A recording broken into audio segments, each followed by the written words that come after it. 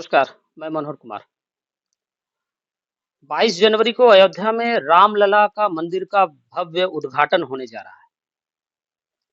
जैसे-जैसे इस मंदिर का निर्माण कार्य हो रहा है, वैसे-वैसे इसकी भव्यता लोगों के सामने आती जा रही है। जैसे-जैसे इसका निर्माण कार्य होता जा रहा है, लोगों के मुख से सिर्फ एक ही बात निकल रही है, वाह! भव्य, अलौकिक। और इस मंदिर के निर्माण कार्य के पहले, इस निर्माण कार्य में सबसे अगर महत्वपूर्ण योगदान अगर किन्हीं का रहा है, तो वो है कर सेवकों का। आसनसोल दुर्गापुर से 23 अक्टूबर 1990 को आसनसोल दुर्गापुर से कर सेवकों का एक जत्था अयोध्या के लिए निकला था, जिसमें से एक सदस्य हमारे साथ आज जुड़ रहे हैं, जिनका नाम है सुनील कुमार सिंह। आइए आज हम उनसे इस विषय पर बात करते हैं कि किस तरह से कर सेवकों ने इस मुहिम को अंजाम दिया, किस तरह से उन्होंने अपनी इस यात्रा को अयोध्या तक लेकर गए और उनका क्या अनुभव रहा इस पूरी यात्रा में। हम उनसे आज उनके अनुभव हमारे चैनल के माध्यम से आपके बीच हम साझा करने का प्रयास कर रहे हैं। तो हमारे साथ जुड़ रहे हैं सुनील कुमार सिंह जी। नमस्कार। हमारे चैनल में स्वागत है सर आपका। नमस्ते। सर 21 अक्टूबर को 1990 में यहाँ से कर सेवकों का एक जत्था गया था अयोध्या के लिए, जिसमें आप भी शामिल थे। तो हमारे दर्शक ये जानना चाह रहे हैं कि कर सेवकों का ये जो दल गया था, किस तरह से आप लोगों ने वहाँ तक कैसे आप लोग पहुँचे? किस तरह की परेशानियाँ रास्ते में आई और क्या अनुभव रहा आप लोगों का अयोध्या में? ये आप हमारे दर्शकों को बताएँ। नमस्कार, आपको भी धन्यवाद जो आज आप राम मंदिर की इस व्यवस्था को आप लोगों के सामने ला रहे हैं। ये 21 अक्टूबर 1990 की बात है, जब रामलला के मंदिर 500 साल से अटका हुआ था। उस मंदिर को कर सेवक भव्य रूप देने की इच्छा से अयोध्या की ओर रवाना हो, जिसमें हम लोग 85 से 90 के आसपास में हम लोग थे। सभी कोई ये आसनसोल स्टेशन में टिकट कटा के अयोध्या की ओर हम लोग चल पड़े। वहाँ पर माँ बहनें आई और हम लोग की स्वागत की इस कदम को, और उन्होंने काफी सराहा और अपने अपने तरह से हम लोग का स्वागत करके हम लोग को भेजा गया। घर से जब आप निकल रहे थे तो किस तरह का व्यवस्था लेकर निकल रहे थे आप लोग? घर से जब हम लोग निकल रहे थे तो हम लोग को बताया गया था संगठन की ओर से कि रास्ते में खाना वगैरह नहीं मिल सकता है। ये सरकार आपको रोकने की हर एक तरह की प्रयास करेगी। और आगे देखा भी गया कि अ, बस वगैरह, सड़क, जल, वायु, हर एक प्रकार के साधन को रोक दिया गया, रेल को भी रोक दिया गया।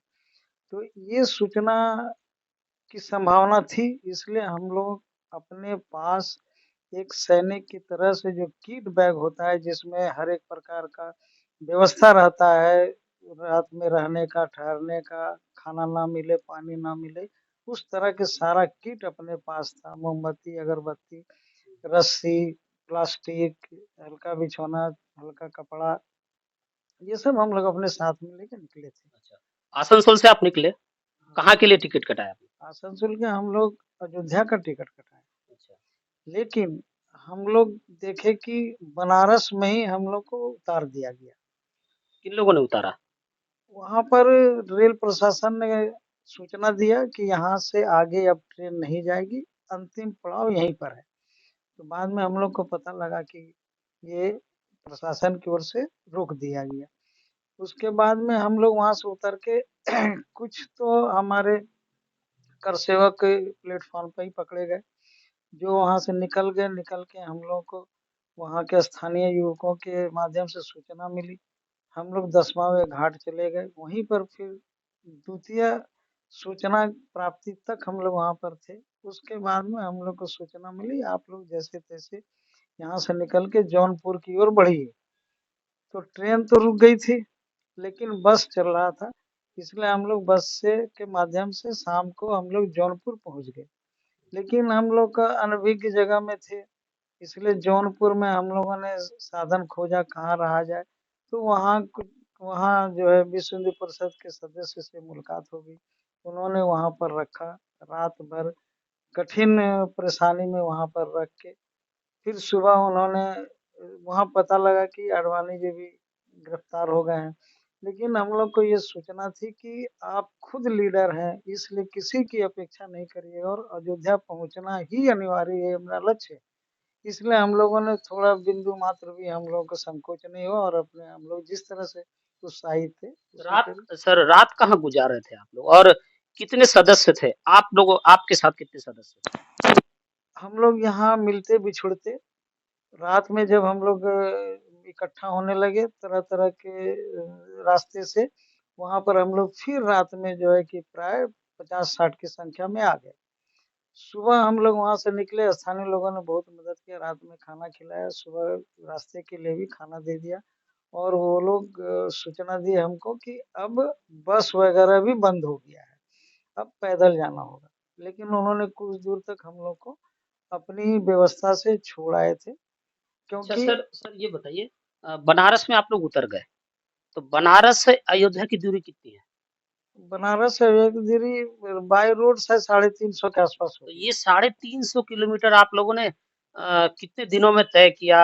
और वहां तक जाने के लिए संसाधन जो होना चाहिए, बस या ट्रेन वगैरह, ये सब आप लोगों को मिला या कैसे आप लोग पहुंचे 350 किलोमीटर, कितने दिनों में पहुंचे? नहीं, कुछ नहीं मिला, बोले ना कि वो पहला दिन ट्रेन बंद हो गया, दूसरे दिन बस भी बंद हो गया। हम्म। तो हम लोग बस से जौनपुर तक पहुंचे थे, बाकी वहां से हम लोग ने 28 तारीख तक, यानी कि रास्ते में 6 दिन रात दिन हम लोग पैदल ही चलते रहे। दिन में हम लोग को छिपना पड़ता था, क्योंकि प्रशासन जहाँ भी कर सेवकों को देखती थी वो उनको गिरफ्तार कर लेती थी, इसलिए दिन में छिपते थे, रात में हम लोग चलते थे। इन सारी यात्रा में तरह तरह का हम लोग को दृश्य देखने के मिला। कहीं रात में हम लोग एक जगह तो जंगल में ही हम लोग कटाए, तो प्लास्टिक के कवर के अंदर में हम लोग नीचे से पानी ना भीजे, ऊपर से ओस ना गिरे, उसमें डूब के हम लोगों ने रात कटाया। और सबसे जो दर्दनाक घटना थी सारी घटनाओं में, कि उस दिन हम लोग को खाने के लिए कोई, ऐसे तो हम लोग ड्राई फ्रूट था लेकिन कोई साधन नहीं था, लेकिन उस गांव की महिलाओं ने लोटा में करके, मैंने जो गांव की महिलाएं जाती है ये पैखाना के लिए निकलती हैं, तो उस तरह का दृश्य क्रिएट करके लोटा में सब्जी और परोठा लाके अंधकार में हम लोग को खिलाया। वो हम लोग का काफी आंख से आंसू आ जाने वाला वो दृश्य था कि हम लोगों ने गलत नहीं किया है। उसके बाद हम लोग इसी तरह से रात दिन मतलब काट रहे थे। मतलब सरकार, वहां की सरकार भरसक प्रयास कर रही थी कि कर सेवकों का समूह जो है अयोध्या स्थल तक न पहुंचे। लेकिन इस 350 किलोमीटर के सफर में आप लोग कई लोगों से मिले, कई लोगों ने आप लोगों की सराहना भी करी, आप लोगों का उत्साहवर्धन किया, खाना वगैरह तक का इंतजाम उन लोगों ने करके दिया। ये 350 किलोमीटर का सफर आपने काफी कष्ट कर पैदल चलकर आप लोगों ने तय कर अयोध्या तक वहां पर आप पहुंचे। इसके बाद क्या हुआ सर? तो उसके बाद हम लोग अयोध्या पहुंचे, लेकिन आश्चर्य की बात है कि सरकार पूरी व्यवस्था ठप कर दी थी, जिससे कृषकों को जितनी प्रकार की बाधा पहुंचाना चाहिए सारा बाधा पहुंचा। लेकिन उसके बाद भी हम लोग 28 तारीख को हम लोग अयोध्या पहुंच गए, छोटी छावनी में। वहां हम लोग जब पहुंच गए तो अपने आप को हम लोगों ने एक सफल यात्रा प्राप्त कर लिया, इसका अनुभव हुआ। क्या दृश्य था सर वहां पर, जब सारे कर सेवक एक जगह इकट्ठा हो गए, क्या दृश्य था पूरा? इकट्ठा सारे हम लोग नहीं हुए, हम लोग बिछुड़ते मिलते बिछुड़ते मिलते रास्ते में अरेस्ट होते हुए, कुछ बचते हुए कुछ भागते हुए हम लोग अयोध्या में, जो यहाँ से आसनसोल जिला से चले थे उसमें से हम लोग 12-13 आदमी ही वहाँ पहुँच सके थे। अच्छा, लोगों को अरेस्ट करके कहाँ पर रखा जा रहा था सर? देखिए, सांकेतिक गिरफ्तारी थी और हम लोग को निर्देश था कि हम लोग को किसी के साथ किसी प्रकार का जबरदस्ती मैंने उपद्रव नहीं करना है, कि हर एक चीज हर एक प्रशासन का बात को मानना है। इसलिए प्रशासन बोलती थी ये जेल है, यानी स्कूल कॉलेज कोई भी खाली भवन है वो लोग बोलती थी आप जेल है और आप अनुभव करिए कि आप गिरफ्तार हैं। तो कारसेवक भी इस आज्ञा का पालन करता था, खुद को गिरफ्तार समझता था, लेकिन कोई बंधन नहीं होता था, खुलेआम आदमी रहता था। क्योंकि अच्छा, जिनको गिरफ्तार किया जाता था, जिनको बंदिश में रखी जाती, उनका खाना-पीना वगैरह का क्या इंतजाम होता था? सरकार से तो कोई इंतजाम नहीं था, लेकिन जहाँ ही गिरफ्तार किया जाता वहाँ के गाँव वाले लोग तुरंत ये यदि उनको जानकारी मिल जाती, तुरंत वो लोग खाना-वाना का व्यवस्था अपने-अपने तरीके का वो लोग कर देते थे। और इतना ही नहीं, पुलिस वाले को भी खिलाते थे, क्योंकि उनका भी ड्यूटी कौन कहाँ लग गया था, उनको भी कुछ पता नहीं रहता था। एक कमरे में कितने लोग होंगे आस-पास? वो उस बोले ना सांकेतिक था कि आप गिरफ्तार हैं समझिए, बस हम लोग वो जो लोग थे वो लोग गिरफ्तार समझते थे अपने आप को। कमरे की बात नहीं है, बोल दिया जाता था अपना बाउंड्री में वहीं पे अपना उनके निर्देश का पालन करते थे। तो इसके बावजूद वहाँ हम लोग जो 85-90 के पास चले थे, हम लोग 12 आदमी ही वहाँ पहुँच सके थे। जिसमें 6 आदमी दुर्गापुर के थे, बाकी आसनसोल का और आसपास के थे। तो वहाँ पहुँचने के बाद में तो हम लोग को पता चला था हमारे इस अभियान में जितने दायित्वशील नेता थे, दायित्वशील जो हम लोग का अग्रसर करने वाले थे, सारे गिरफ्तार हो गए हैं। लेकिन हम लोग को सूचना मिली कि अशोक सिंघल जी ही तो प्रमुख हैं इस अभियान के, वो जरूर आएंगे और हम लोग को नेतृत्व देंगे अयोध्या मंदिर में ध्वज लगाने के लिए। तो वो 30 अक्टूबर को सुबह में ही मनीराम छावनी में वो हाजिर हो गए और हम लोग को भी सूचना देने का कुछ व्यवस्था था। उस व्यवस्था के चलते हम लोग को सूचना मिल गया। हम लोग सुबह 9 बजे आंदोलन में शामिल हो गए अशोक सिंघल जी के नेतृत्व में। वहाँ 7 बैरिकेड लगा के रखा था सरकार ने। सातों बैरिकेड को हम लोगों ने शांतिपूर्वक हम लोग बढ़ते बाधा विपद मटाते हुए, लेकिन हम लोग को निर्देश था कि ये प्रशासन भी अपना ड्यूटी कर रही है, इससे इनसे कोई अभद्रता व्यवहार नहीं करना है। लेकिन इसके बावजूद भी हम लोग उनसे मानते हुए या उनको समझाते हुए या उनसे थोड़ा सा बल प्रयोग करते हुए हम लोग लेकिन 3 बैरिकेड या 4 बैरिकेड जब पार कर गए, उसके बाद में एक ऐसा घटना घटा कि सरजू नदी के ऊपर में जो पुल था फैजाबाद जाने वाला, उस पुल के उस पार में भी करसेवकों को रोका गया था और बस में चढ़ाया गया था। लेकिन उस बस में ही एक माने अवसर प्राप्त सैनिक थे जिनको ड्राइविंग आती थी, तो वो बस को ड्राइविंग सीट पर बैठ के और पूरी रफ्तार से उस पुल से निकाल लिया। उस पुल से निकालने के बाद में तो बैरिकेड वगैरह सब टूट गया और उसके पीछे-पीछे बहुत लोग पैदल भी भागे। बस में भी थे, पैदल भी भागे। पैदल भागे और भागते-भागते जो है कि जब बीच में बस तो निकल गई, पुलिस जब रोका और लाठी चलाने के मूड में या इस तरह से लोग अवरोध करने के मूड में थे, तो बहुत लोग डर से सरजू नदी में कूद गए और कूद गए, कुछ तैर के पार कर गए और कुछ स्वर्ग सिधार गए।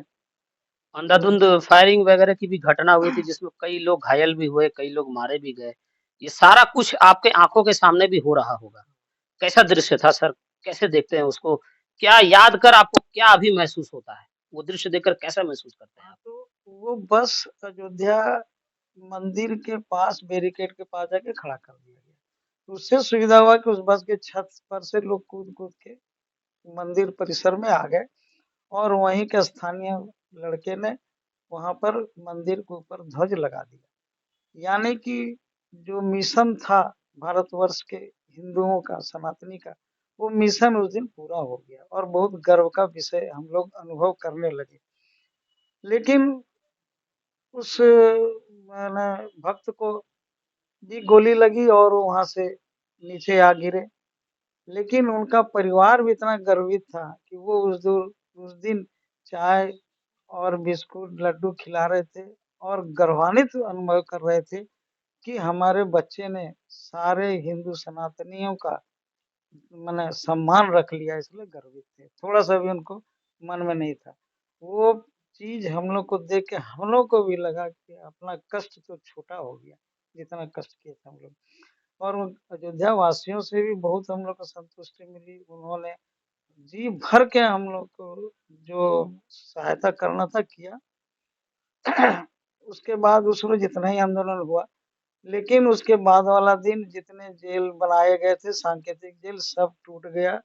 पुलिस छोड़ दी। सब जब आने लगे अयोध्या तो फिर उमा भारती भी वहां पर आई और उन्होंने बोली कि मैं तो यहाँ आ नहीं सकी, इसलिए मैं अपनी सबसे प्रिय चीज अपनी चूल को त्याग करती हूँ। और उन्होंने अपना मुंडन करवा के ये एहसास जताया और वो बोली कि दूसरा दिन 2 अक्टूबर को फिर हम लोग यहाँ पे चढ़ाई करेंगे।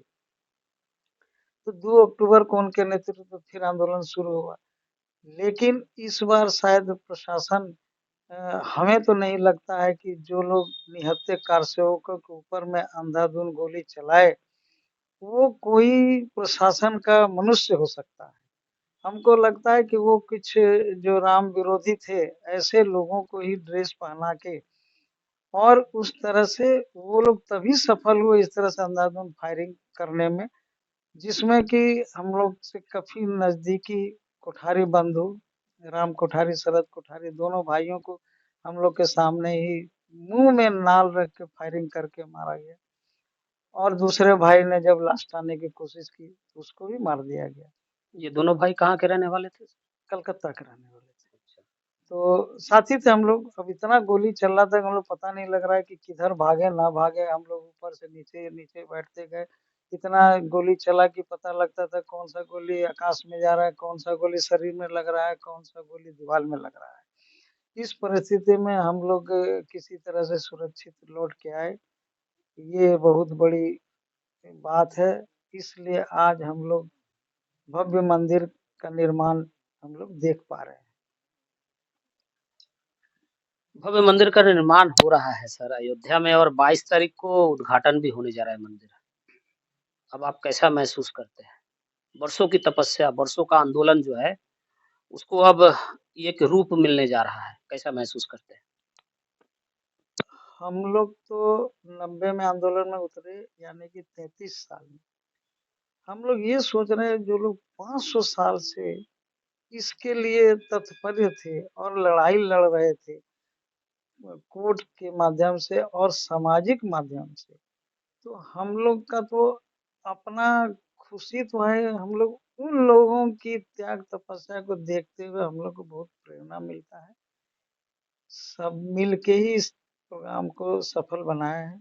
ये आगे मंदिर हमारा समाज जो है इस मंदिर को देखकर क्या प्रेरणा लेना चाहेगा या क्या प्रेरणा लेनी चाहिए, इस पर कुछ कहना चाहिएगा?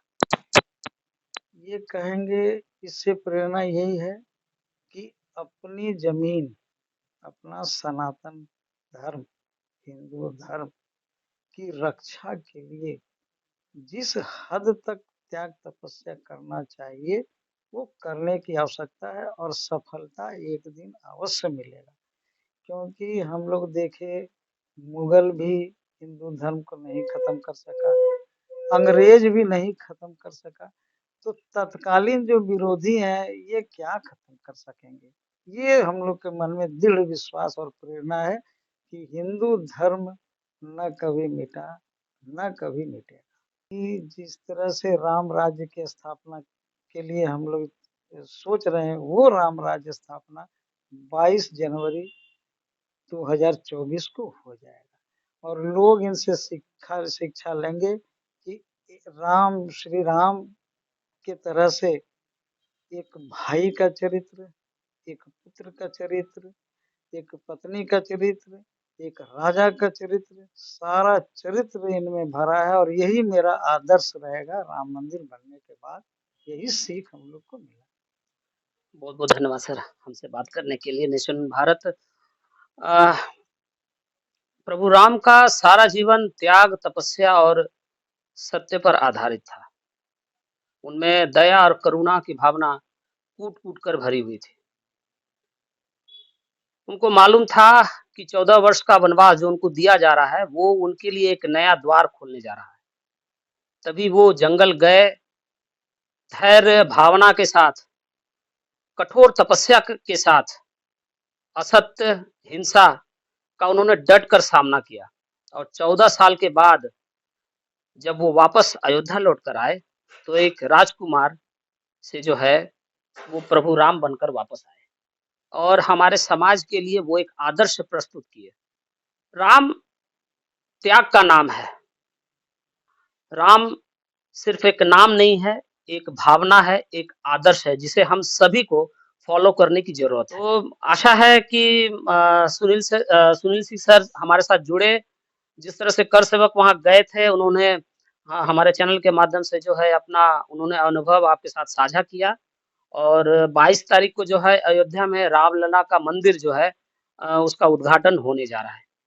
इन सारे चीज़ों को एक साथ समेटते हुए हमने आपको इस कवरेज के माध्यम से जो है अनुभव अपना साझा करने का प्रयास किया है। इस पूरे एपिसोड को आप किस तरह से देखते हैं और 22 जनवरी को जो अयोध्या राम मंदिर का उद्घाटन होने जा रहा है, इस विषय पर आप क्या सोचते हैं? हमें आप कमेंट करके ज़रूर बताना। जय हिंद, जय श्री राम।